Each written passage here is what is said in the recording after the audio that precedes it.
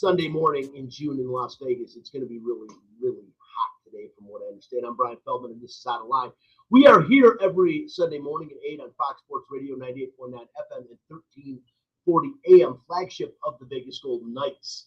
We are coming to you live from the Wisden in Las Vegas because for over 2 years now, the pandemic has kept us out of the Fox Sports Residential Bancorp studio. Joining me on the show is our social media director, Spencer "The Wiz" Ostrovsky. Nobody beats the Wiz. Nobody beats the Wiz. Yeah, that's right. The Wiz not only has his own studio, but he's got his own theme music as well. Hey, it's well deserved. Also joining us back in the Fox Sports Residential Bancorp studio, manning the controls, is producer Chris Magnum Chapman, who, aside from producing a number of shows at Lotus Broadcasting, is the locker room reporter for the Vegas Golden Knights Radio Network. The show is also streaming on the LB Sports Network, and you can watch the show on Facebook Live and YouTube. The page is called Out of Line. That's OUTTALINE. Follow the show on Instagram and Twitter at Out of Line Fox LV. And since we are live, your calls and questions are welcome. The Fox Sports Residential Bancorp studio line is 702-876-1340. Hi, this is Bubby, and it's time for What's on Tap. What's on Tap, brought to you by title sponsor Residential Bancorp. Whether purchasing a new home or refinancing the home you already own, Residential Bancorp is the company to turn to for all your home financing needs. Residential Bancorp, funding America one neighborhood at a time. Call 702-964-5720 today to get information on all the home financing options available in Nevada. On Tap, another head coaching candidate could be on the radar for the Vegas Golden Knights. The Stanley Cup Finals are set and face off this week. The NBA Finals are not, and the King is looking to bring the NBA to Las Vegas. A judge is making a strong bid to be a King in the MLB, and both the Las Vegas Aces and Aviators are in first place. That's what's on tap. If you are looking to buy a home or to refinance the home you currently own, choose a company to turn to. Residential Bancorp, funding America one neighborhood at a time. Call 702-964-5720 for details on your home financing options today. Hey, before we get rolling, Spence, want to say hello. And, we were talking about, first of all, is there any way to turn these headphones on? Maybe I'll take one out of my ear, because I'm like echoing and going crazy over here. It's loud. Sorry, I'll fix it for you in just 1 moment. Sorry about that. Okay, no worries, man. I know you figure I'm hard of hearing. I'm getting old, so I'm thinking, you turn up the volume, but I don't need a hearing aid quite yet. We'll get to one of those in a couple of weeks. But, I just wanted to say I wanted to thank Jay Schrader last week for having us out to the Liberty Projects. A couple of my friends were in town, along with Brian Shapiro. We went out and played in the Liberty Projects golf outing out at the Revere Country Club in Henderson. We had a great time. I got to tell you, really, really cool to be out there. We had a couple of wild Mustangs, which is what the Liberty Project supports. In a pen out there, we got to see them. Beautiful day of golf. It just got really, really hot. And by the end of the round, we were all dead. I mean, I was completely finished. Had to go home and take a nap. I think we all did. And, it pretty much took care of the rest of the Friday. But other than that, great time and a really, really great event for a great cause, and that is the Liberty Golf Projects. And if you're watching Facebook Live and YouTube, you can see the four of us out there on Friday morning. Pretty cool. Anyway, real quickly, let's get over to we do have a new coaching candidate. I think he's a coaching candidate. Anyways, my guess is the Vegas Golden Knights will eventually interview this guy if they haven't already. And we'll talk about that in this next segment. Go ahead, Spencer. Hockey players, as you know, are warriors. They don't give up. They come to play every game. It's time for Nightcap, a cupful of the Vegas Golden Knights. From highlights to interviews to special events, the puck starts here. Here for the Las Vegas Golden Knights. On the coaching front, it's been relatively quiet. Other than the reported Zoom call with Barry Trotz, there hasn't been much noise.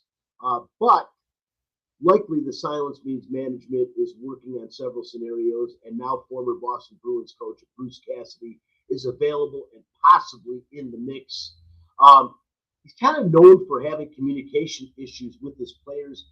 He even basically admitted that in his exit interview, but I still think he is going to be on the radar. I do think he'll get interviewed for the Vegas Golden Knights head coaching job when it's all said and done. And we'll see. We'll see what happens. Chris, what's your thoughts, man? I'm sure you heard about it. What are your thoughts on Bruce Cassidy potentially being a candidate for the Vegas Golden Knights vacancy? Well, I think it would be a really good hire next to Barry Trotz, and maybe even ahead of Barry Trotz. I think based on age, he might be the guy who you may want to hire. You look at his track record, and he's a guy who's been coaching in the NHL a long time. He obviously, as you mentioned, talked about his coaching with the Boston Bruins, went to a Stanley Cup final with the Bruins, did not win that Stanley Cup final. However, he had a long history within the Bruins organization as he coached the Providence Bruins, their AHL affiliate, for about 8 years there. But his NHL history goes back to 2002 when he was actually the coach of the Washington Capitals. And guess who hired him way back in 2002 when he was a coach of the Washington Capitals? Also fired him. But, Bruce has grown as a coach since then. He coached the Blackhawks in between there as well. But, he's a guy.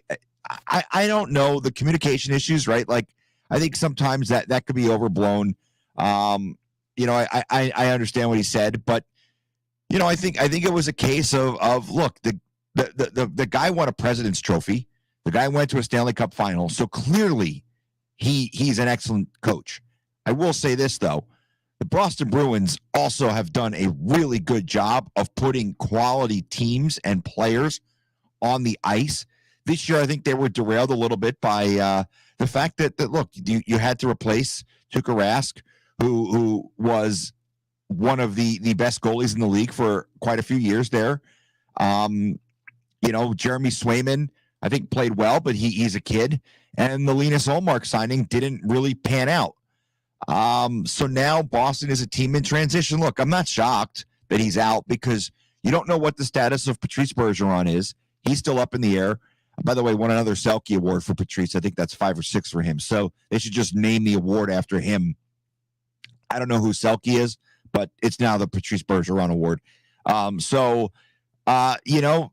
going to be a bunch of guys missing some time next year. A lot of guys. Bergeron's going to be out for a bit with an injury. They've got a couple of other, or not Bergeron. Marchand's going to be out a bit with an injury. They've got a couple of guys who quite honestly, they're nearing the end. So I think the time to make a change is now for the Boston Bruins, and you're going to go through transition. So I'm not shocked that Bruce Cassidy was let go by the Bruins. He also had 1 year remaining on his deal, just like Pete DeBoer. So I think we've seen a lot of this lately in the NHL. I think they're right now there's 3 guys who are head and shoulders ahead of everyone else on the Golden Knights radar. And this is my opinion. I don't have any inside information, but I think another name that maybe is flying under the radar that we haven't heard of is Jim Montgomery, former coach of the Dallas Stars, longtime college coach with Denver, won a national championship with Denver, had to step down as coach of the Dallas Stars due to some off-the-ice issues. He seems to have put those behind him. He's an assistant with the St. Louis Blues, and he's a guy who I think his system works really well with what the Golden Knights have in terms of personnel. Whether or not Jim is a serious contender, I don't know. But I think, in my opinion, he's one of the 3 guys who I think are by far ahead of everyone else. Rick Tocchet and Luke Richardson, 2 names also to keep an eye on. I guess we'll see. Brian, I'm going to go out on a limb, and I'm going to say Barry Trotz will not be the head coach of the Golden Knights. I think a lot of people are crying for that and clamoring for that. Look, let's be honest. One of the big things that we talked about at the end of the season was identity, and people wanted to see more offensive hockey. Well, you're not going to get that with Barry Trotz. In fact, you're going to see more of a shell and defensive style hockey than you saw under Pete DeBoer. I don't think that utilizes the talent that the Golden Knights have very well, which is why I think as much as Barry Trotz, the name would be great, I just don't think system-wise and personnel-wise it matches up well with what the Golden Knights have. I think Jim Montgomery, it fits a little bit more. Rick Tocchet, a guy who did a really good job with the Coyotes. But Cassidy's style is a bit more free-flowing as well. You look at some of the offensive numbers that guys like Pasternak put up under Bruce Cassidy. They're eye-popping. Brad Marchand, guy had an amazing tenure with Bruce Cassidy in terms of, I mean, granted, he's an amazing talent too, but a guy who put up tremendous offensive numbers. You've got a Selke style player, a Bergeron style player in Mark Stone, a guy who as much as he's able to do things offensively, he's gifted on the defensive end as well. So Bruce Cassidy makes a lot of sense from a lot of different angles. I think at the end of the day, Bruce Cassidy will be one of the finalists for this job. Whether or not they hire him, I don't know, but I think it would be a really good hire for the Golden Knights. In fact, I think it would be better than if they were able to hire Barry Trotz. Yeah, I'm not going to disagree with you at all. I don't think Barry Trotz is the guy for this job. I think it would be thankless for him. I think unless they won a Stanley Cup, minimally got to the final next year, it would be considered an extreme disappointment if he took over the job. I mean, with him, it truly is win or bust. And I do like, I do like what we're hearing in the different rumors. And I told you last week, I still think for some reason, my gut, I lean towards Rick Tocchet is the guy that's going to get this job. I know you don't.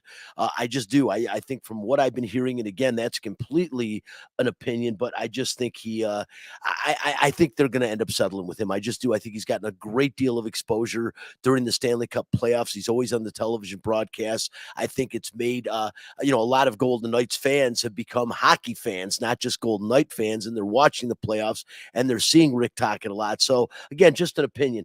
Real quick, wanted to get to the Stanley Cup Finals. They are set. A little bit of disappointment for all of us Gerard Gallant, Ryan Reeves fans, although Reeves didn't dress for the last two games. I think he pissed Gallant off in game 4 when he got that penalty late in the game. I think it really upset Gallant. Gallant did put him on the ice again for the last two games. Just an opinion again, because I know him and Gallant have a really good relationship. But, the New York Rangers are the third team in NHL history to lose a series. We're in the conference finals of the Stanley Cup Finals after having a 2-0 lead and a multi-goal lead in game 3. They were up 2-0, if you remember, in game 3.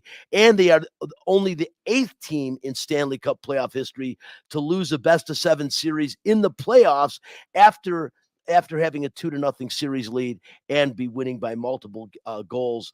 But again, the team that they did that against was the Tampa Bay Lightning. And Chris, we talked about this team last week and said neither one of us really even scratched our head at the fact that the Rangers went up 2 games. I had a feeling that those first 2 7-game series were going to wear on this team. And I really thought yesterday, for part of the game at least, based on playoff hockey terminology, the team was skating in wet cement. They just did not have the jump. And that 11-day layoff really ended up paying dividend for Tampa Bay. Not only the experience that the Tampa Bay Lightning have, but man, that layoff just seemed to get a jump. It seemed to really help out, especially guys like Kucherov, who, again, to me, marveling. He had his 150 career NHL point in the Stanley Cup playoffs. And this guy, I said it last week, Chris, and I'll stand by this. In my lifetime, I've watched an awful lot of hockey. I've seen some great players, and I think I've got a pretty good knowledge of the history of this game, being from a town that hosts one of the original 6 teams in the league, and a guy named Mr. Hockey coming from that town. I still will stand by this. I don't think I have ever seen a single player elevate his game in the postseason the way I see Kucherov do it. This guy just is unbelievable. Even on that second goal to Stamkos last night, that assist is just amazing. I mean, how he perfectly flutters the puck over the defender's stick right out of the tape of Stamkos, where he, even though the initial save was made, it still went off of his leg and into the net, and it was legit. But I mean, how good is Kucherov? Chris, I know you've been into hockey for a bit too. Have you seen players elevate their game to the degree that this guy does when the postseason comes around? Well, when you look at his numbers, it's hard to argue otherwise. It's funny that the Tampa Bay Lightning, they have what won them the series is the opposite of what I'll say this. The reason Tampa won the series and the reason why the Rangers didn't is you look at the production of their top lines. The Tampa Bay Lightning were carried by Steven Stamkos, Andre Palat, and Nikita Kucherov. The Rangers lost this series because they didn't get any production from their top line in the series. guys like Mika Zibanejad, Chris Kreider, they absolutely disappeared in crunch time. That's a credit to how good the Tampa Bay Lightning are that they can make the Rangers' top line disappear. You're right about Kucherov. His playoff performances the last 3 years are out of this world. And it's balanced by the fact that they have another guy on that roster, another Russian player who elevates his game in the postseason, unlike any goalie. Can we put it out there? If the Tampa Bay Lightning win the Stanley Cup final, I think a strong case can be made that Andrei Vasilevsky is the greatest goaltender of all time in the postseason. You look at his numbers, Brian, the last 3 years, and more specifically, you look at his numbers in closeout games. Look at this year, Chris. Since Game 3, since they were up 2-0 in Game 3, and Tampa Bay came back, the Rangers have scored 3 goals in the next 3 games. They scored 3 total goals. That's unbelievable. Yeah. I mean, last night he allowed 1 goal in the game. What's crazy, Brian? They had.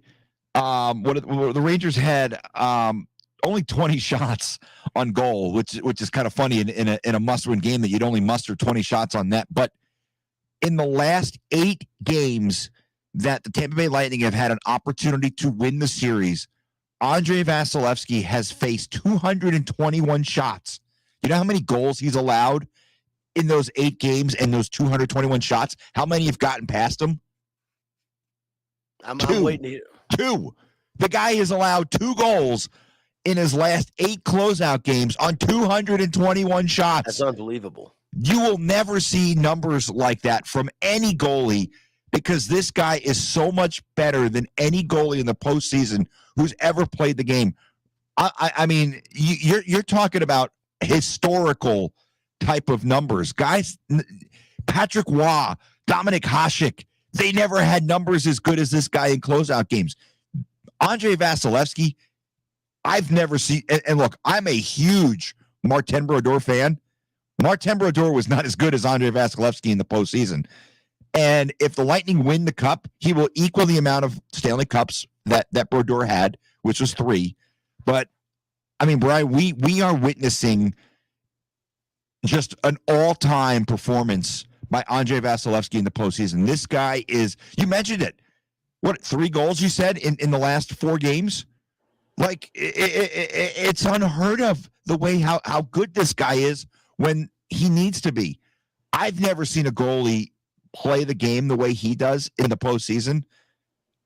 I mean, it's just unheard of. Like, I mean, even like you look at those Islander teams, and I was very, very young. I don't remember them. Billy Smith was an amazing goalie, man. But he was. The fact that we're on the cusp of a team that will have won 3 straight for the first time in 40 years? Yeah, since those Islanders teams. And the funny thing is the Islanders run was ended by the Edmonton Oilers. And Edmonton, by the way, the first team, they're the last team to go to 3 straight Stanley Cup final appearances from 1983 to 85. The Oilers did win 4 Stanley Cups in 5 years. That little run, they were kind of interrupted by Patrick Waugh and the Montreal Canadiens back in 86. But Chris, I will say I can't disagree with you. As good as 2 guys that you did not mention in Kenny Dryden and Grant Fuhrer, who both got 4 Stanley Cups, the difference is, like you said, the Tampa Bay Lightning really are carried by that first line. Stamkos, Kucherov, and Palat are as good of a line as any in hockey at any period. But the point is they really are carrying this Lightning team. When you look back at that great Montreal 4-season run where they won the Stanley Cup 4 straight years, followed by 4 straight Stanley Cups by the Islanders and what Billy Smith did, and then 4 out of 5 Stanley Cups by the Edmonton Oilers, all 3 of those teams, they were 3 lines deep. That their third line carried them in games. You don't see that with the Tampa Bay Lightning like you did with those teams, and that is why it's hard to argue about Vasilevsky, because of the fact he is constantly making great saves. You had unbelievable defenses in front of all those goaltenders that we talked about. Again, Kenny Dryden, Chris, is a young guy when I first started getting into hockey. I mean, he was big. He was strong. He took up the entire net. And he was so hard to get the puck past. But they had one of the greatest defensemen ever to play the game in Larry Robinson in front of him a lot of the times. Now, granted, Vasilevsky does have in Hedman one of the greatest defensemen, in my opinion, of all times as well. I don't know that there's ever been a defenseman bigger in stature, but again, and then you look at those, you look at the New York Islanders and the defensemen on that team, unbelievable defensemen, guys that I wanted to play hockey because of some of the defense of that Islanders teams. And same thing when you look at the Edmonton Oilers, a ridiculously talented defense, big, strong, powerful, and you just, again, not that the Tampa Bay Lightning are not a very sound team all the way around. They are, but I can't agree. I can't disagree with Vasilevsky. If he's not the greatest of all time, he's in that. You opened the conversation talking about him. And again, one of the things when you talk about the Tampa Bay Lightning, Chris, and I'll end it on this and get your thoughts, but when I talk about the Tampa Bay Lightning, one of the guys that just is not talked about enough, and I keep saying it, he is the greatest coach in the NHL, and I think he needs to be talked about amongst the greatest coaches ever, and that is John Cooper. This guy just orchestrates this team. And as a matter of fact, after the game, I think Spencer's got the sound, don't you? After the game, you talked to two-time Stanley Cup defending champions on their way to their third straight finals. In this little bite, you'll hear from Steven Stamkos, Pat Maroon, and John Cooper. These are the games you live for as a kid, so it was everything I thought it was going to be and more. I mean, to give ourselves a chance to go to the finals 3 years in a row is something that's amazing, and to have a part in it tonight was certainly icing on the cake. Honestly, I'm still in shock right now. This is honestly what a feeling this is, but obviously we got some, we're not done yet. We still got another series to win, and it takes a lot of work, but those, like I said, there's no quit in that locker room. The sacrifices we do, we're a family in there. We're built to do this. When you're growing up in Canada, you always dream about having your name on the Stanley Cup. And to get there the first time was, it was a dream come true. To get there a second time, like the next year, was like, it was like a dream. Like, there's no way we're going back. And to go a third time is unthinkable. It's not unthinkable. It's not even unfathomable. It's happening. And Tampa Bay's going there a third time. And as quick as the Colorado Avalanche are, as talented, as deep, and the fact that they picked up Darcy Kemper from Arizona this past offseason and really shored up. I think he was an upgrade from Binghamton. I do. Not big, but the point is I'm kind of at a loss what this team has done, because unlike the Canadians, we talked about this a bit last week, Chris, unlike the Canadians and the Islanders and the Oilers, those teams every year, if they didn't win the President's Cup, they were on the precipice of the President's Cup. They were one or two games behind it. Every season, if you look back on their runs, they were one of the best teams in hockey. Now, Tampa has a good record every year, but they're not winning the President's Cup every year. As a matter of fact, this year, they were almost in the middle of the pack for a while. Last year, they didn't have Kucherov for almost the entire season and ended up coming on strong like they did this year in the Stanley Cup Finals. And I attribute this, especially last year without Kucherov, a lot to the coaching ability of John Cooper and how good this guy orchestrates that team. Granted, he put some good players on the ice, but he is a great coach. Yeah, there is zero doubt about how good of a coach that John Cooper is. The fact that the guy hasn't won a Jack Adams Award is mind-boggling.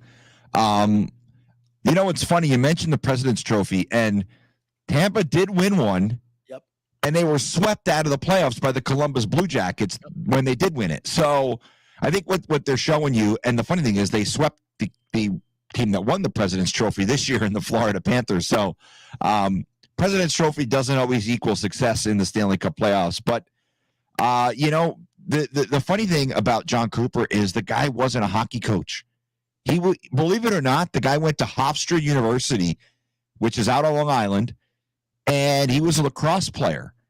And he became a lawyer. And he was asked by one of the partners at the law firm if he wanted to coach a youth hockey team with him. And Cooper decided it would be fun and got into it. How about that? The fact that the guy I mean, the story of John Cooper is something of a Disney movie. The fact that the guy was a lawyer, I mean, it's almost like the Mighty Ducks, the movie, without John Cooper being a terrible person. Like, John Cooper is the opposite personality-wise of Gordon Bombay, but the story of him coaching a youth hockey team and then becoming a Stanley Cup champion coach is kind of similar. It's wild how this guy doesn't have a Jack Adams Award. I think it kind of pisses him off a little bit because he deserves it. Brian, the guy is, when it's all said and done and John Cooper hangs it up, and credit to the front office of the Tampa Bay Lightning, because John Cooper was in a contract year and they got swept by the Columbus Blue Jackets. They could have made the decision to move on, and they didn't. They knew what they had in John Cooper. Well, Chris, I actually heard back when that happened that Cooper was kind of on the chopping block. And Tampa Bay players went to upper management and actually stood up and said, this guy can coach. We really like him. Yeah. And I mean, that to have players, I don't know, and no offense to him because we love Gerard Gallant. I don't know that players actually went and said anything to George McPhee and said, hey, what are you doing, man? We love this guy. Man, they made sure before it got out there, because once you've announced that a coach is fired, you're not gonna retool that and say no, he's not. So they went right up front, having fear that Cooper might get let go, and said this is a guy that can lead us to a championship. And when you're hearing that from players like Steven Stamkos, you're going to listen, right? And they did. Yeah. It's amazing. Yep, it really is. It is a great story. That being said, before we get out of this, I want predictions. Spence, I'll let you jump in on this one as well. I'll start it right off now. As good as Colorado is, and this team is going to be a handful, especially as the series wears on. It was a tough series because Tampa Bay had to use up a lot of emotional energy coming back from being down 2-0. We'll put it that way. However, I'm going to say this series goes 7 games, and Tampa Bay wins it in 7 games based on experience. And then again, because part of me, as much as tired as I'm getting of the city of Tampa Bay winning championships and being in championships, I can't stand the Colorado Avalanche. Being a Detroit Red Wing fan and now a Vegas Golden Knight fan, that's an arch enemy and has been for as long as they've been around. So I would love to see Colorado fans suffering after a Game 7 loss. And I'm going to say that's what happens. Like Chris said last week, until somebody beats this team, I'm not doubting them. Chris, what do you think? Yeah, I'm along the same lines. I will say this. Tampa Bay is battle tested. They have won playoff series this year.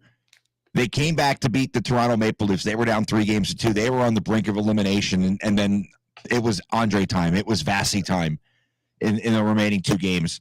Then they get to a point where they're playing the President's Trophy winning team, and they absolutely obliterate the Florida Panthers.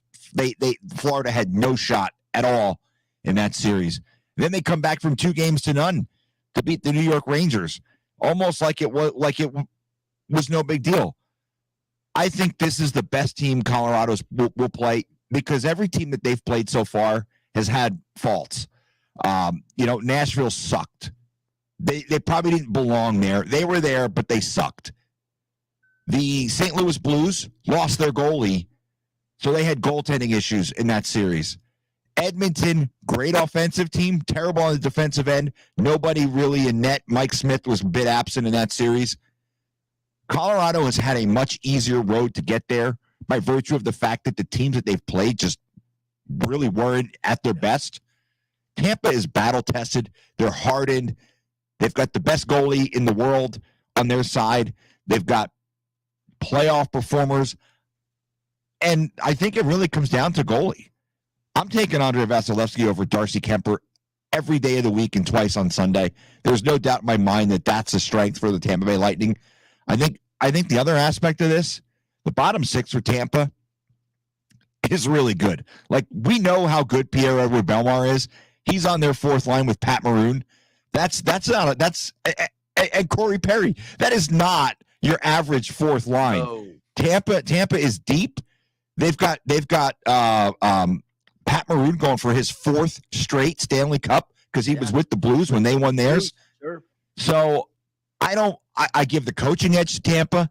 I give the goalie edge to Tampa. I think the first line, I think Colorado's is probably better, but I think top to bottom, Tampa's a better team. I think they'll win the series. I don't know if it goes 6 or 7, but I think it's going to be a great series, Brian. But I do think at the end of the day, we are watching the Tampa Bay Lightning win their third consecutive Stanley Cup. I can't argue with you. You mentioned Pierre-Edouard Bellemare. It's really cool. This guy just keeps getting on great teams. Golden Knights, their first year, of course, he was with them when they went to the Stanley Cup final. Played with Colorado the last couple of years, even though they haven't made it. They've been one of the best teams in hockey. And now, what fortune! This guy goes from Colorado to Tampa, both teams in the Stanley Cup final. And this may be the year that Pierre-Edouard Bellemare is finally on a Stanley Cup championship team. Spencer, I'll bring in real quick your opinion. I know you've watched it a little bit. Who wins the Stanley Cup and why? I think that the Lightning are going to run into an avalanche, no pun intended. But I think actually that Colorado is going to win this in 6 games. So bold prediction. I just think that they've wanted this so bad, and I think this is the team that they want to play. As crazy as that sounds, they've had some really devastating losses in the playoffs, and they felt like they deserved to be in the finals maybe once or twice before this meeting. So I think they're going to come in with a lot more energy, and I think Tampa Bay has had to exert a lot just to get to the Stanley Cup finals. And maybe when they come into a pretty much a fresh team in Colorado, when they come into it, I think if they can take at least games 1 and 2 or split them at some point. I think if they can split at least the first 2 games, I'll take Colorado in 6. Colorado definitely can win this series easily. Landeskog McKinnon is talented as any players in the National Hockey League. Darcy Kemper, again, was an upgrade. I'm still blown away that Arizona got rid of their only potential all-star player in him. But I like I said, Spence, I get it. And I think conventional wisdom would say that Colorado, having as good of a record as they did, having everybody healthy right now, and having the rest that they just had, should be able to make a bid for this year's Stanley Cup. But I don't see it. Like I said, until somebody knocks down Tampa Bay, I'm going to go with the Lightning, and I think it's in 7.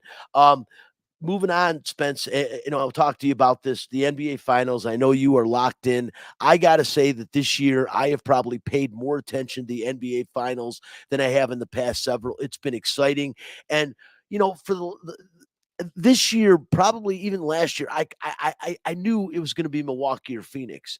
This year, I was really scratching my head to pick an NBA champion. Like, man, there are 4 or 5 teams that could legit win it.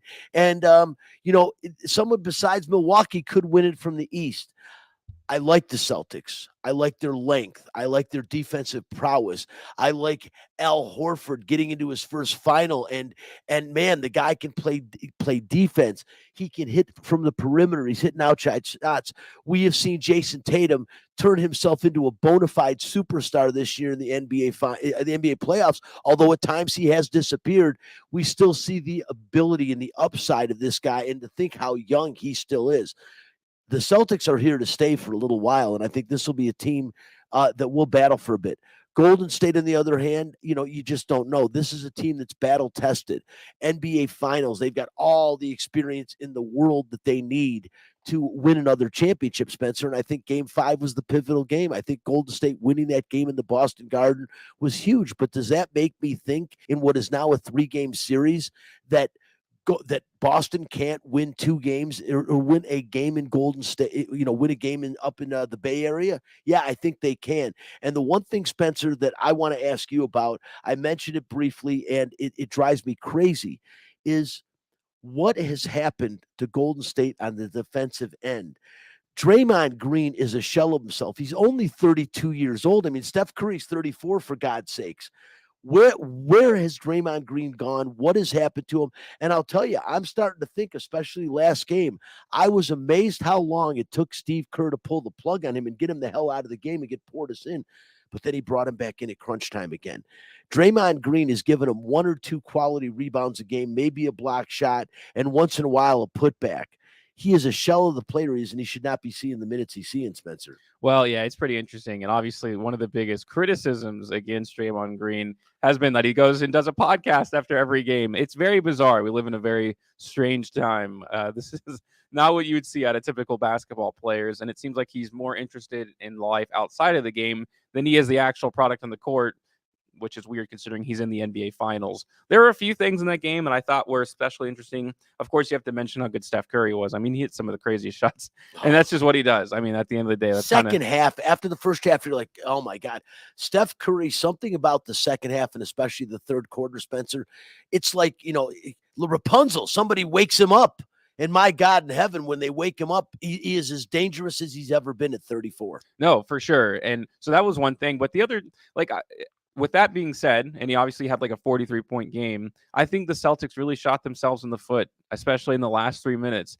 I mean, it was Marcus Smart shooting a three, Al Horford's chucking up threes. It's like the ball doesn't even get to Jason Tatum's hand. And I'm not saying the Celtics can't win win the finals. I think they have a very good chance of doing that. I don't think they mind, especially if they can win the next game. They have a chance to win it at home. Of course, that's the most ideal situation. But I think they could even win a game in Game 7. We've seen the Golden State Warriors lose a Game 7 at home against LeBron James and the Cavaliers. So it's obviously not the deciding factor there. Well, look what Dallas did to Phoenix in a Game 7 at home. It was like they weren't even there. I mean, yes, and the Celtics have that ability to win on the road. I agree with you 100%.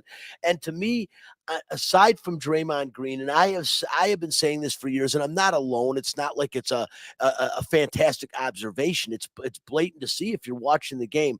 But the biggest liability for the Golden State Warriors, Spencer, is Steph Curry. As great as he is offensively, and as much as you can count on him for hitting big shots, he is a defensive liability, and he continues to be. I mean, you saw him, what was it, in Game 3? Where he looked stunned when Derek White hit that long three-pointer. Why were you stunned? Get in his face. Put your hands up, for God's sakes. He doesn't defend, Spencer. He doesn't defend on the perimeter. He can't stop dribble penetration. And this is a guy that is a bona fide superstar in the NBA. But again, when it comes down to it, defense wins championships. And Golden State, as good as they were offensively in their championship run, Spencer, and hey, they could be on another one right now. Draymond Green, Andre Iguodala, they're still with the squad, but they're not what they used to be. And that can be a problem. Oh, it can be, especially when you look at the center position.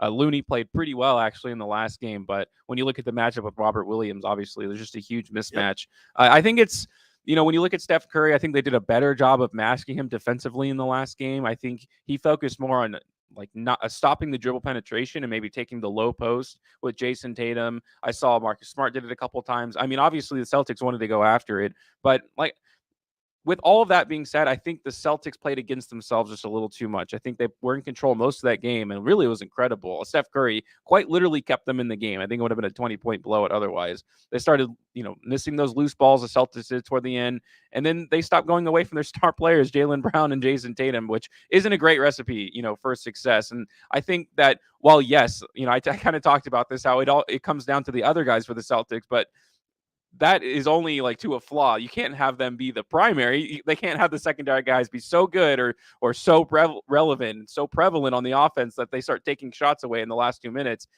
Obviously you can't just completely ice them out of the game, but Jason Tatum should probably be the guy bringing the ball up in the last 2 minutes of that game, because they are going to be close. It's the NBA Finals. It's how it works. You can expect to see that multiple times. And really, even though all the scores have been blowouts, technically 10 points, they've been close. They've been kind of teeter-tottering on that last 2 minutes 30. So they've been close games, overall. And I think part of that may be that the Celtics are such a young team. They their best players are obviously below 25 years old. And I think you saw a little bit of that. It was just disappointing to see them play the way that they did, because they kind of just gave up on themselves and started chucking, which is not what got them to the finals. And it's not what won them that first game in Golden State. No, they're not a chuck and gun team. They are a team that plays defense. And you mentioned Jaylen Brown. I mean, talk about another guy whose stock has risen this year in the NBA playoffs. The biggest issue with him is he turns the ball over too much. If he can limit his turnovers, he's one of the best players in the NBA as well. I mean, this kid can play anywhere. He can do it all, and he plays very good defense. He's stout defensively, which is huge, and which why that's the difference is the stars of the Celtics play defense. The stars of the Golden State Warriors can't anymore. And, once Klay Thompson gets completely healthy, he's a better defender than we've seen. And he's also a much more consistent offensive player than we've seen. He finally had a decent game last game, but they need him to get going. But the thing is, that was a monster win for Golden State. They now, got home court advantage back, which is going to be a big thing. But like you said, this Celtics team is young enough not to realize how important home court advantage is. And yes, they could win a game 7 in Golden State, because I do think Golden State wins the next game, Boston wins game 6, and then it comes down to a game 7. And a team like Golden State could think maybe the way Phoenix did in game 7 against Dallas, we got this. Look what we do at home. And that's where you get beat. And the key is defense wins championship. The better defensive team in the NBA finals is definitely the Boston Celtics. They have to play defense throughout. And like you said, Spencer, you can't panic at the end of the game and start chucking balls up from the rafters. Do what gets you there. They have guys like Williams, like Horford, like Tatum, like Brown that can play inside, that can take the ball to the basket, and they need to do that more. You can't settle for guys like Horford taking shots and White taking shots in the perimeter late in games when you need baskets. Get the ball inside of the low post, because there's guys that can do that, or dribble, penetrate, and take the ball directly to the basket. I think that's going to win it for him. And utilize and manipulate Golden State's poor defense.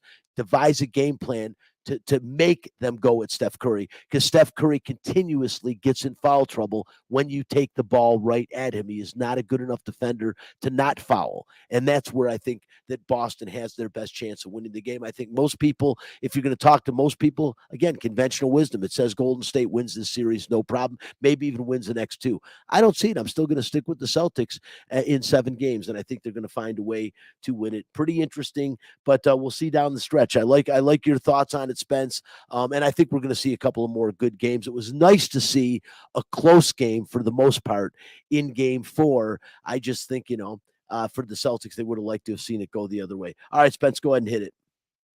Fact this. If you don't like the facts, take your ass back to bed. Fact this. Aaron Judge hit 2 more home runs yesterday to run his league-leading total to 24, which is 7 more than any other player. The last player with a home run lead that large was Alex Rodriguez in 2007. This, based on history, means Aaron Judge will hit over 50 home runs and be this season's MVP. True or false, Spencer? I'll go with true. I mean, I think if you have that big of a lead, and I think also part of these awards, at least in my opinion, are at least a little bit based on popularity. And as long as you can, as long as a popular player is playing well, I think you can just go ahead and slot that player. And now there's a whole season. Obviously, he's had some health problems throughout his career, and it's a long baseball season. So if he's out for extended periods of times, he may be disqualified from it. As of right now, if they're giving the award away today, which is like one of the biggest sports cliches probably ever, yes, it is Aaron Judge for MVP. Yeah, I think it's going to be tough for Aaron Judge not to be MVP this year. I can't say tough. There's a lot of players that obviously can step up, and we still got a long season to go. But this early to have 24 home runs already, and we're still weeks away from the All-Star break. I mean, it's scary to think this guy could have 34, 35 home runs, Spencer, by the All-Star break, and actually threaten the 71 home runs Barry Bonds hit, which would be unbelievable. Well, even more important than the home, all of that, the All-Star games, the MVPs. Remember, he turned down a huge contract this last offseason. He says, I want more, and I'm going to show you that I deserve more. And he bet on himself. It has not worked out for some players. We've seen Isaiah Thomas, the former Celtics, the 5'9" guard, who said to back up the Brink trucks because he thought he was going to get the biggest contract of his life. And here it is. Aaron Judge said, all right, I'm going to have the best season of my career, and he is so far, to his credit. Spencer, nobody other than the Yankees has won 40 games in Major League Baseball yet this year. The Yankees have won 43. They're the best team in baseball this year, hands down the favorite to win the World Series. they've got the battery working too. They've got a good pitching staff this year. And really, when you talk about winning a World Series, you got to have a staff. They not only have a good starting staff, Spencer, they have good middle relievers and a good closer. This is a very, very dangerous Yankee team, maybe the best we have seen in years. They've added the pieces that I think they need. And in Giancarlo Stanton and Aaron Judge, you have two of the biggest home run, biggest guys in baseball, biggest names, and they're both superstars, and they're both playing like superstars right now. This Yankee team is as scary as can be, and looking forward to seeing them as the season goes on. I can't stand the Yankees, but I love watching quality baseball, and every time they take the field this year, it's quality baseball. Yeah, I don't think anybody can stand the Yankees. I'm also on that list of people who hate them. Many are. Real quick, one of the things I wanted to mention also, and it's going back to the NBA for 1 second. I don't know if most of you heard this past week, but LeBron James has talked about it for a while, being an owner in the NBA, be owning a franchise. He is the first ever player to reach billionaire status while still playing. Michael Jordan, of course, reached it, but after his playing days. LeBron James is a franchise all himself. Love or hate the king. He is the king right now. Is he the greatest player of all time? I'll dispute that. So will many others. But again, 8 straight final appearances, NBA final appearances. Nobody's ever done that before. Granted, I think he get 3 championships out of it, but it doesn't matter. 8 straight appearances. He is without question. When you talk about the greatest players of all time, if you don't have him in the conversation, then you don't know the game. LeBron James talked about it recently, him purchasing an NBA franchise and doing it here in Vegas. I want to own the team. Buy a team? Yeah, I want to buy a team. That's for sure. There you go. Buying a team and then talking is a little tricky. If you own the team and Yeah, I would much rather own a team before I talk. I want a team in Vegas. Good for you. Oh, Yeah. I want the team in Vegas. Silver denied rumors the league could expand as early as 2024 during a press conference before the NBA Finals last week. He said that talk is not true. At least maybe there are people talking who are not at the league office about us potentially expanding after the 2024 season. We are not discussing that at this time. As I said before, at some point, this league invariably will expand, but it's not at this moment that we are discussing it. But we all know that Adam Silver does love Las Vegas. He has made that very clear. He respects sports gambling done legally and professionally, which it is now all over the country. But LeBron James, an NBA owner in Las Vegas, and we all know he's hanging around to play with his son. We all know that. He said he wants to play 1 year. Wherever his son goes, he's going to negotiate and get himself on the team. The question is not will that happen, because I think unless something happens to him physically or his son doesn't pan out, they will end up in the NBA on the same team together. LeBron has a way of putting teams together. They allow that to happen. And I know Spencer's shaking his head over there, but I will say this, Spencer, I think it's inevitable that he will play with his son in the NBA. The question is, will he be the first ever owner player? Now, we know there's been managers that have been players before. Pete Rose did it in baseball, so have others. Will there be the first ever owner player at the same time? That would be interesting. I doubt it. I think that's probably something you want to wait till after your career. But I just, when you're talking about LeBron's son, I just think it's a very interesting point. If he pans out, doesn't he automatically pan out if LeBron James? Well, he automatically gets a seat in the NBA somewhere. That doesn't mean he pans out. But well, when you say the word pan out, that means it, like, maybe not the player does, but if you're essentially drafting LeBron James again at his age, which is honestly, I think is an unfair spot to put on your son. I know he's giving him a one-stop shop to the NBA, like when literally nobody else gets that kind of opportunity. But I don't know. It does feel weird. It kind of feels like it's not using his son, but it's like now he'll always be known as the guy who was drafted so that LeBron James would go to your team. Like that's the start of his career. Now, can he carve out his own? And yeah, he's pretty good. I think he's probably a second-round pick at some point. Maybe he comes at first because of LeBron alone. So there's a lot of weird aspects to it. And that's just how influential LeBron James is. Like, this guy controls the game because he's talking about this. And now everyone knows that his son is going to be drafted and that he's going to go there. And no one can do anything about it. It's pretty amazing. He does control the game, but he's the first ever player, I think, in any sport to be a billionaire while he's still playing. Amazing. So that really is. Tiger Woods just became a billionaire too, by the way. Yeah, it's a tribute to him. That's an individual sport, but as far as a team sports player goes, it's pretty crazy. And give him all the credit in the world. Real quickly, Spence, I want to talk about the Las Vegas Aces during Aces Up. They continue to be the hottest and best team in the WNBA. They beat the LA Sparks yesterday on the road, 89-72. Asia Wilson goes off with 35 points. They're now 11-2 on the season, 3.5 games clear of the Seattle Storm in the Western Conference, and 2 games better than the Connecticut Sun for the best record in the WNBA. I keep saying it, Spencer. I just don't see how this year's squad doesn't bring Las Vegas their first professional championship. Well, there's one aspect that I've been talking about this since the first year they came here. I was talking about it when I was scouting Asia Wilson when in college. She shot 40% from three-point range in college. You can look it up. It's in her stats. She didn't attempt 1 3 in all of her first 3 years of being in the WNBA. She shot 4 last night and hit 1. So I'm not saying that she's the most prolific three-point shooter the WNBA has ever seen. But by her doing that, it's changed everything. Because before, she'd get the ball at the elbow, like we're playing 1960s basketball, and she'd have to like either distribute to the lower post to Liz Cambage or like pass back out to a crowded perimeter.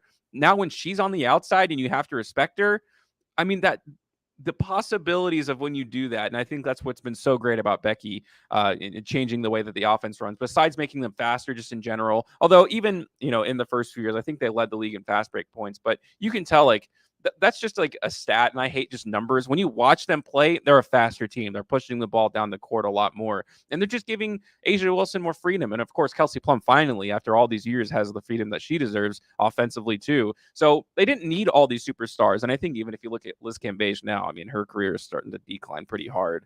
I mean, it's just the thing about her is that she just like basketball isn't the most important thing in her life, and I think that's what's the problem. But when you look at the Aces basketball, and especially after they lost in the playoffs last year, they were crying at the podium, which is not easy to do because like we're standing there, we're watching them. It's a very vulnerable state to be in when people are asking questions. Yep. That's how much they care about the game. And now that they have the coach to kind of match with that, I think you're seeing an explosion of talent and something that we've been wanting to see since the day they arrived here, especially Asia Wilson. No question about it. Asia Wilson, one of the faces, if not the face of the WNBA, even though she might not be the greatest player ever. You look at Diana Taurasi, you look at Sue Bird, you look at Brittany Stewart, you look at Brittany Griner. I mean, the bottom line is there are some great players, but Asia Wilson with her personality, she is the most accommodating player. She's got the personality, and she really is the face of the WNBA, I think, in a lot of people's opinion. And then again, you talked about Kelsey Plum. It wasn't Kelsey Plum getting the freedom to do what she's doing. Lambeer tried to give her the freedom. She just wasn't being the scorer that she was when she was playing at Washington, Spencer, to be one of the greatest college scorers of all time. She wasn't doing it. Now she is. And really also the emergence of Jackie Young. You weren't thrilled when they drafted her. I think a lot of people were kind of surprised when they could have had what most people considered a better player at the time than Jackie Young. However, Jackie Young this year especially, I think going to the Olympics last year and playing in that 3-on-3 tournament really gave her a great deal of confidence. Say, wow, I'm good enough to play in the Olympics. She came back and she has not been the same player since. And this year, she is a player that now is being counted on. And I'll tell you what, this team, believe it or not, I can't believe I'm saying this, I don't think this team wins a WNBA championship without Jackie Young. That is how important she has become to this team. Obviously, Dearica Hamby, one of the best six players off the bench in WNBA history. But Jackie Young, wow, is all I can say, Spencer. Yeah, there's just one last thing I wanted to say, and I've been meaning. First of all, there's a power forward on the team. I can't think of her name off the top of my head. It's kind of a strange one. Her three-point shooting ability has also changed the dynamic of this team. But more than anything, and something that I admire so much about Becky's coaching, she plays these girls, these women, to the same level or the same minutes as NBA players. I never understood why you had to prorate minutes in the WNBA so that proportionally, no, they can play NBA starter minutes, and that's what's happening. And that's another big reason why they're winning so many games, because they're playing more basketball. The starters, the better players are playing more. It's that simple, but she's doing it. No, she's right. And real quickly, I also want to mention the Las Vegas Aviators. By the way, the Aces are out of town.